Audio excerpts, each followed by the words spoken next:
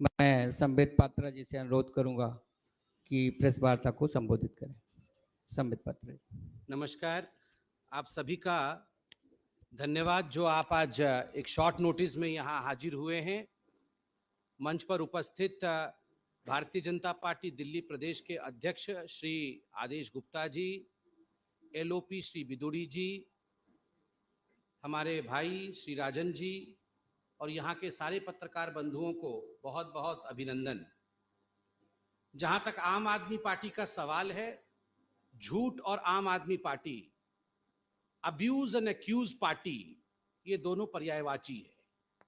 जिस प्रकार से हर विषय में आरोप लगाना और बिना तथ्यों के आरोप लगाना, इस विषय को लेकर हम सब जानते हैं कि आज देश में कोई आगे है तो वो आम आदमी पार्टी है। चंद मिनटों पहले अरविंद केजरीवाल जी की पार्टी और मनीष सिसोदिया जी ने एक प्रेस कॉन्फ्रेंस किया और जिस प्रकार से उन्होंने झूठ और फरेब का साथ लिया है, आज आवश्यक है कि उस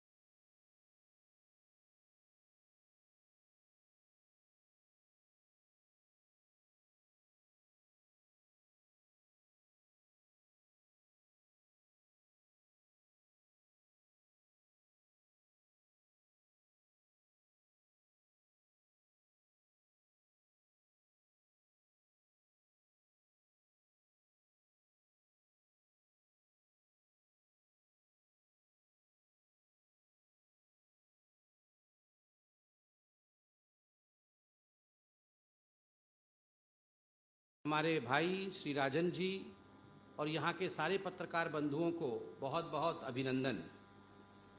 जहां तक आम आदमी पार्टी का सवाल है, झूठ और Aam Aadmi Party, abuse and accuse party, ये दोनों पर्यायवाची है। जिस प्रकार से हर विषय में आरोप लगाना और बिना तथ्यों के आरोप लगाना, इस विषय को लेकर हम सब जानते हैं कि आज देश में कोई आगे है तो वो आम आदमी पार्टी है। चंद मिनटों पहले अरविंद केजरीवाल जी की पार्टी और मनीष सिसोदिया जी ने एक प्रेस कॉन्फ्रेंस किया और जिस प्रकार से उन्होंने झूठ और फरेब का साथ लिया है, आज आवश्यक है कि उस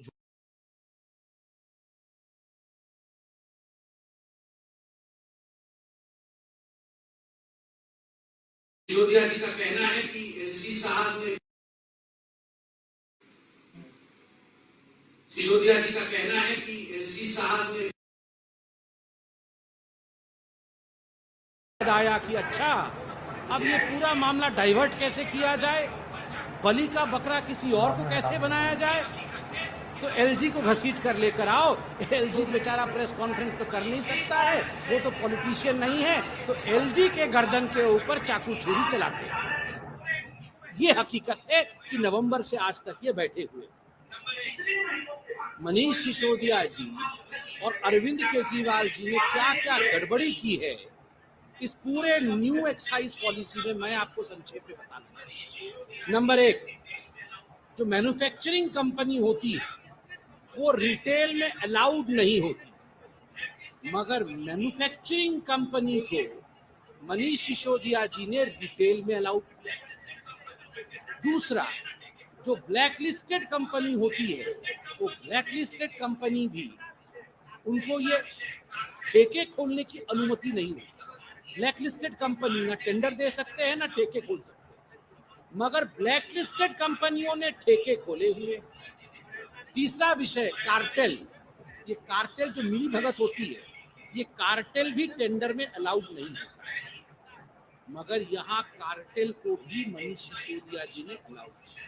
और ऐसा नहीं है कि जो सजग प्रहरी है दिल्ली के वो चुप रहे, कुछ जो सजग प्रहरी है, कुछ कार्यकर्ता है, उन्होंने एक्साइज कमिश्नर को इस विषय में, एक्साइज डिपार्टमेंट को इस विषय में चिट्ठी लिखा और बदले में एक्साइज विभाग ने नवंबर 2021 को ही मनीष सिसोदिया जी को और आम आदमी पार्टी को ये सो कोज नोटिस दिया। This is the show cause notice.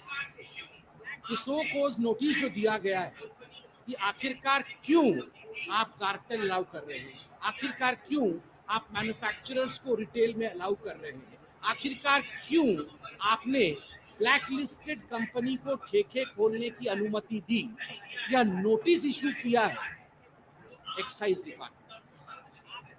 Manish Sisodia जी, ये तो नवंबर विगत वर्ष इशू किया हुआ नोटिस है, क्या इसका जवाब आपके विभाग ने दिया है? नहीं दिया है तो दिया है, दिया है तो आप इसके उत्तर को सार्वजनिक करें, आप इसको पब्लिक डोमेन में डालिए कि इसका उत्तर क्या है। और बंधुगण, मुझे तो दुख के साथ कहना कि विगत वर्ष जब कोरोना अपने चरम पर, जब यहाँ पर लड़ाई चल रही थी कि माइग्रेंट वर्कर को किस प्रकार से वैक्सीन लगाया जाए, माइग्रेंट वर्कर को किस प्रकार से सेवा ही संगठन के माध्यम से भारतीय जनता पार्टी भोजन इत्यादि पहुंचाने की तैयारी में थी, उस समय बस भेज करके अरविंद केजरीवाल जी जो माइग्रेंट वर्कर थे उनको दिल्ली से बाहर जाने का रास्ता दिखा रहे थे। ठीक उसी समय मनीष सिसोदिया जी की विभाग और मनीष सिसोदिया जी स्वयं क्या कर रहे थे? महापाप।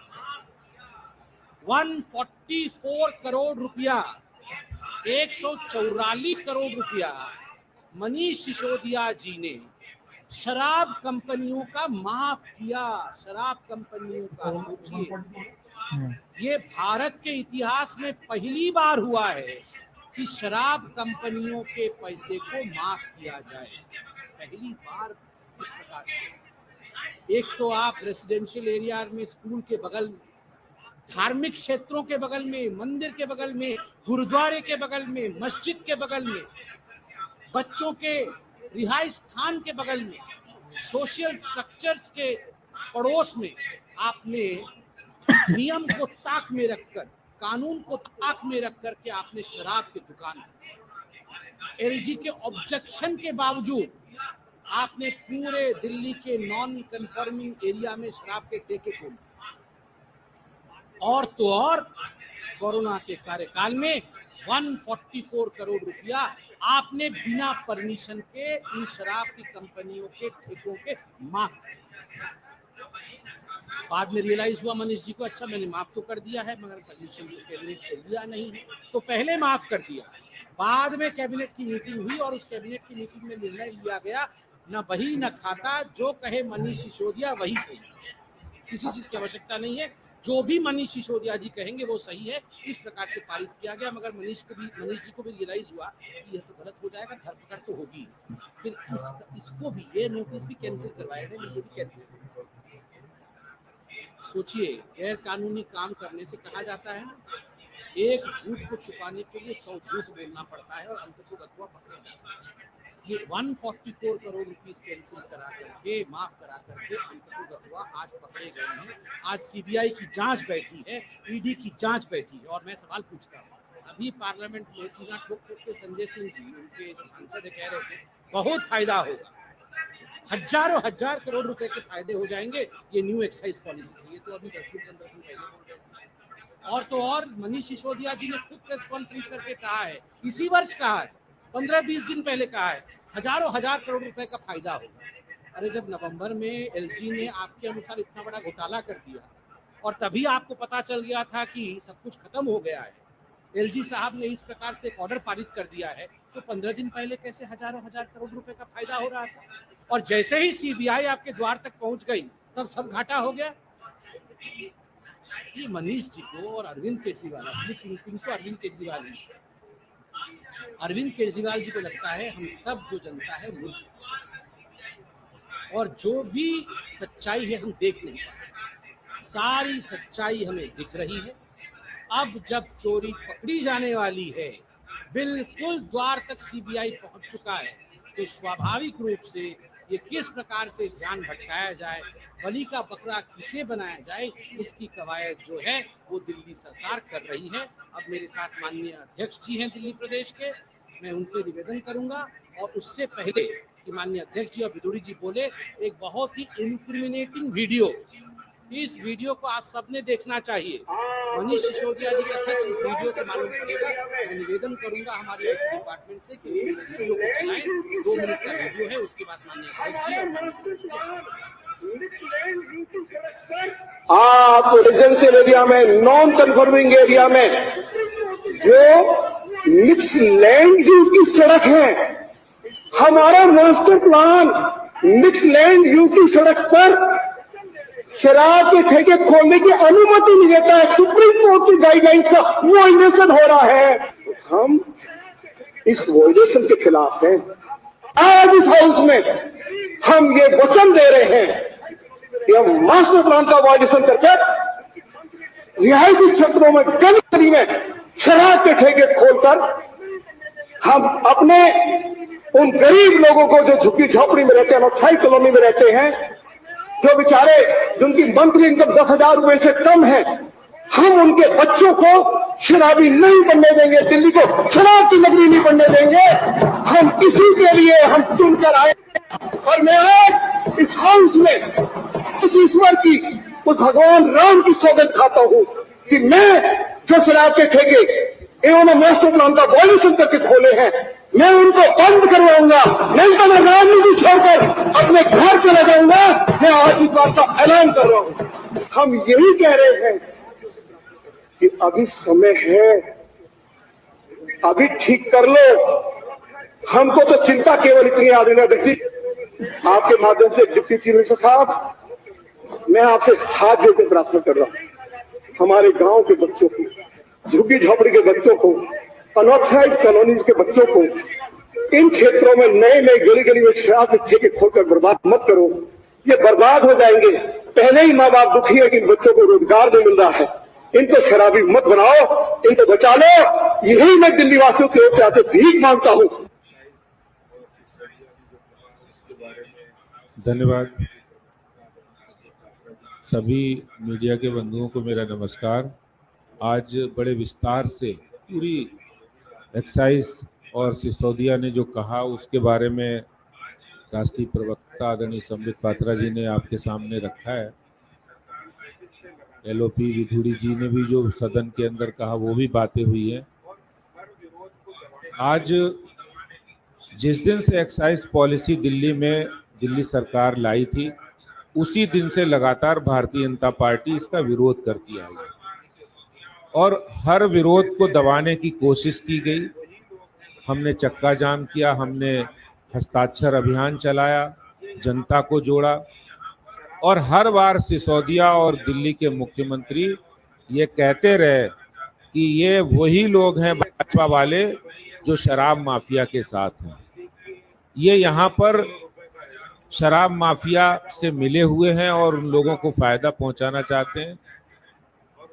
दिल्ली में जो नई एक्साइज पॉलिसी बनी है, उस पॉलिसी से दिल्ली के हजारों करोड़ों रुपए का रेवेन्यू का फायदा होगा।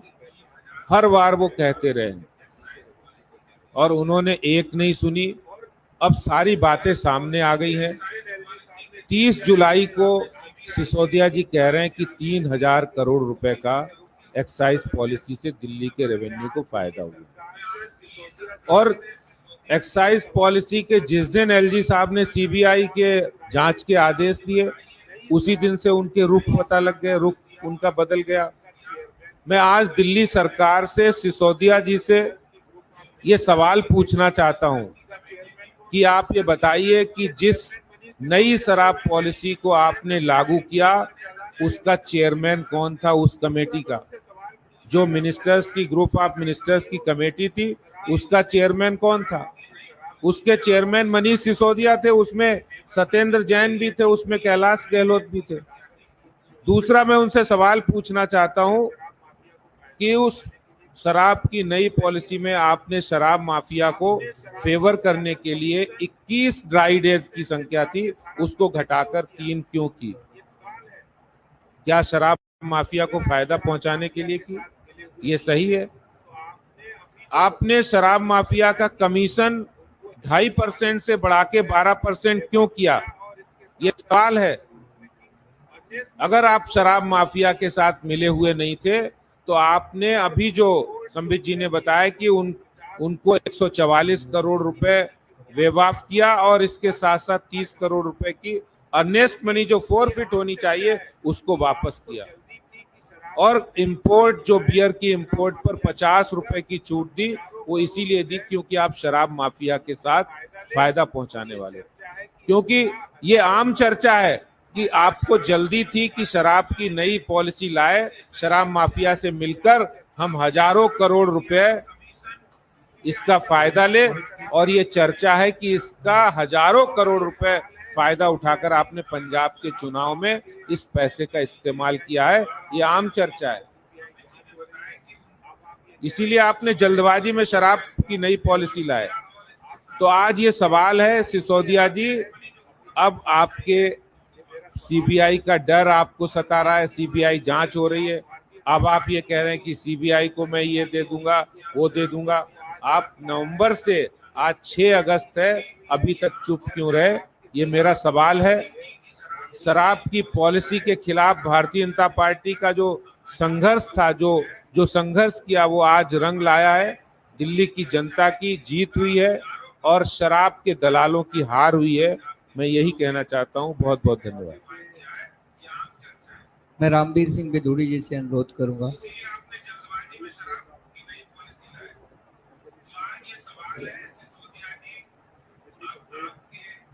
पार्टी के राष्ट्रीय प्रवक्ता, वरिष्ठ नेता आदरणीय श्री संबित पात्रा जी, दिल्ली प्रदेश भारतीय जनता पार्टी के सम्मानित अध्यक्ष श्री आदेश गुप्ता जी, उपाध्यक्ष श्री राजन तिवारी जी, पार्टी के दिल्ली प्रदेश के प्रवक्ता श्री हरिहर रघुवंशी जी, मीडिया के सभी सम्मानित साथियों, मैं आपका ज़्यादा समय नहीं लूँगा क्योंकि सभी बातें विस्तार से आदरणीय संबित पात्रा जी ने आप सभी को बता दी हैं। मैं इतना ही कहना चाहता हूँ कि विधानसभा के अंदर दिल्ली के deputy chief minister Shri Manish Sisodia ने ये घोषणा की थी कि दिल्ली में चाहे वो अनऑथराइज कॉलोनी हो, चाहे वो झुग्गी झोपड़ी हो, चाहे वो रिसेटलमेंट कॉलोनी हो, चाहे वो गांव हो, चाहे खेती बाड़ी की जमीन पर कोई व्यक्ति शोरूम बनाकर शराब के ठेके खोल सकता है। ये बात सिसोदिया जी ने हाउस के अंदर कहा और मैंने उस समय सिसोदिया की आंख में आंख डालकर यह कहा कि सिसोदिया जी, अनऑथराइज कॉलोनीज में, रिहायशी क्षेत्रों में या जो मिक्स लैंड यूज की सड़कें हैं, हमारा मास्टर प्लान इन क्षेत्रों में शराब के ठेके खोलने की अनुमति नहीं देता है। और मैं आपको जो डिप्टी चीफ मिनिस्टर का स्टेटमेंट था हाउस में, वह भी उपलब्ध कराऊंगा।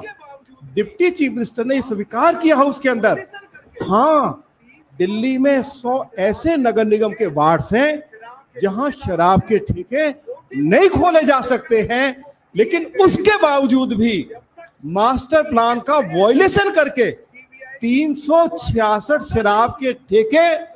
शराब के ठेकेदारों से मोटी मोटी रकमें लेकर उनको दिए गए। जब तक दिल्ली के नए एलजी ने सीबीआई की इंक्वायरी ऑर्डर नहीं की, तो सिसोदिया कह रहे थे कि ये नई पॉलिसी बहुत अच्छी है, इस नई पॉलिसी से हमको 10,000 करोड़ रुपए की आय होगी, दिल्ली की महिलाओं को, युवाओं को आसानी से शराब सुलभ हो रही है। तो इसके पक्ष में बहुत कुछ कह रहे थे और ये भी कह रहे थे कि इस नई शराब नीति से दिल्ली सरकार को बहुत फायदा हो रहा है। जब एलजी ने सीबीआई इंक्वायरी ऑर्डर कर दी तो अब सब कुछ कमियां बताई जा रही हैं। तो सिसोदिया जी, आप ये बताइए कि आपने मास्टर प्लान का वायलेशन करके 366 शराब के ठेके जहां आप नहीं खोल सकते थे, आपने क्यों खोले, इसका जवाब दे दीजिए। इस बात का भी जवाब दे दीजिए कि दिल्ली सरकार को अभी तक, जब तक ये नई पॉलिसी नहीं आई थी, शराब बेचने से 6,000 करोड़ रुपए की आय होती थी, अब वह बढ़कर 10,000 करोड़ रुपया हो जाएगी।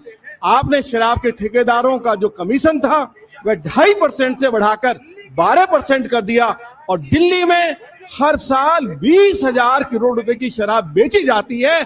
आप अंदाजा लगा सकते हैं कि शराब के ठेकेदारों को कितना मोटा फायदा हुआ। दिल्ली के अंदर शराब की बिक्री बढ़ गई लेकिन आय कम हो गई। इसकी भी जांच सीबीआई को करनी पड़ेगी। मैं इतना ही कहना चाहता हूं। बहुत बहुत धन्यवाद। आपके कोई सवाल?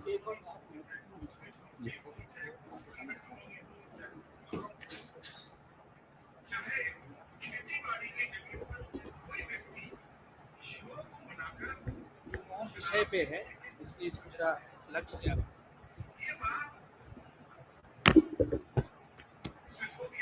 एक बहुत महत्वपूर्ण सूचना है सभी के लिए, और खास करके आज सुबह से जो चैनलों में चल रहा है, वो ये है कि एक व्यक्ति नोएडा में एक महिला के साथ किस प्रकार सलूक कर रहा है, दुर्व्यवहार कर रहा है। उसका नाम श्रीकांत त्यागी है, और ये बताया जा रहा है और कई न्यूज चैनल में चल रहा है कि बीजेपी का नेता श्रीकांत त्यागी, आज भारतीय जनता पार्टी यहाँ ये स्पष्ट करना चाहती है कि श्रीकांत त्यागी भारतीय जनता पार्टी का 2 रुपए का भी सदस्य नहीं है। जो हमारा फॉर्म होता है प्राइमरी मेंबरशिप का, उसका भी सदस्य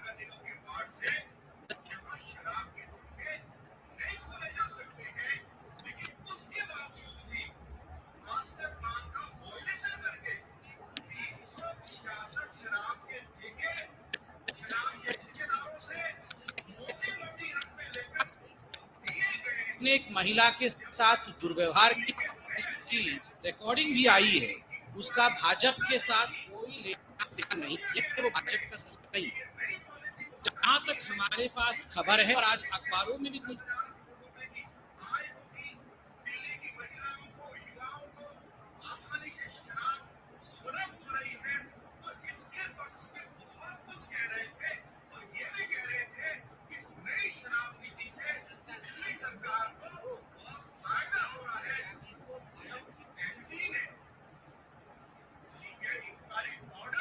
और जनता जनार्दन से कि जो लोग श्रीकांत त्यागी को भाजपा के नेता के रूप में दिखा रहे हैं, please refrain from that. He is not a BJP leader. Thank you so much. He is not even a BJP man. धन्यवाद। सवाल?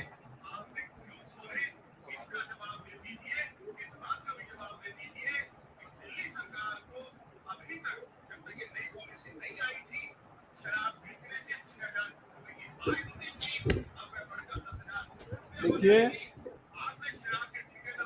एलजी साहब की रोक के बावजूद, आप सुन लीजिए प्लीज, एलजी साहब की रोक के बावजूद दिल्ली की आम आदमी पार्टी की सरकार ने नॉन कन्फर्मिंग एरियाज में, जहां मास्टर प्लान शराब की दुकान खोलने की अनुमति नहीं देता है, इन्होंने दुकानें खोली।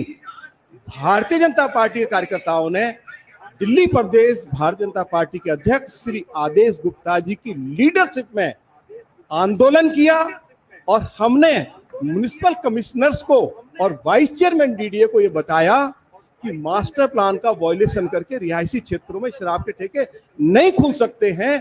उसके बाद सीलिंग शुरू हुई। इन्होंने तो 366 शराब के ठेके खोल दिए। और जैसे मैंने कहा कि नए एलजी साहब ने सीबीआई की इंक्वायरी तो अब ऑर्डर की है। इससे पहले तो ये यही कहते रहे कि शराब की नीति बहुत अच्छी है, बहुत फायदा हो रहा है, बहुत अच्छे से हमारा काम आगे बढ़ रहा है, यही कहते रहे ना। अब जब से ये सीबीआई की इंक्वायरी ऑर्डर हुई है, अब इनको बहुत सारी कमियां दिखाई दे रही हैं। यदि एलजी ने ये कहा कि आप शराब के ठेके नहीं खोल सकते हो, हमारा मास्टर प्लान या हमारा कानून परमिट नहीं करता है, तो सिसोदिया जी, आपने कानून कायदे का उल्लंघन करके यदि शराब के ठेके खोले हैं, तो एक और जो भी धारा अब आपके खिलाफ बनती होगी, वह भी आपके खिलाफ लगाई जाएगी। अभी जो विदुरी जी ने कहा है इसमें मैं जोड़ना चाहता हूं कि जहां पर शराब की नई पॉलिसी में unauthorise colony, mix land use, non conforming area में इन्होंने खोले ही नहीं, शराब माफिया को पूरा सपोर्ट किया। उनको कहा कि आप अगर कोई विरोध करे तो बाउंसर रखिए। इसके कई उदाहरण मैं आपको बताना चाहता हूं। देवली के अंदर मैं खुद गया था, जहां पर बाउंसर जो शराब की दुकान वाले ने, ठेके वाले ने रखे थे, और जो विरोध करने वाली महिलाएं थी उनको पीटने का काम शराब के वहां बाउंसरों ने किया था, वहां गुंडों ने किया था, और ये वीडियो पूरी दिल्ली में वायरल हुआ था। लेकिन तब मनीष सिसोदिया और अरविंद केजरीवाल के मुंह से उफ भी नहीं निकला, कुछ भी नहीं निकला कि ये गलत हुआ है। उन्होंने हमेशा शराब माफिया को सपोर्ट किया है।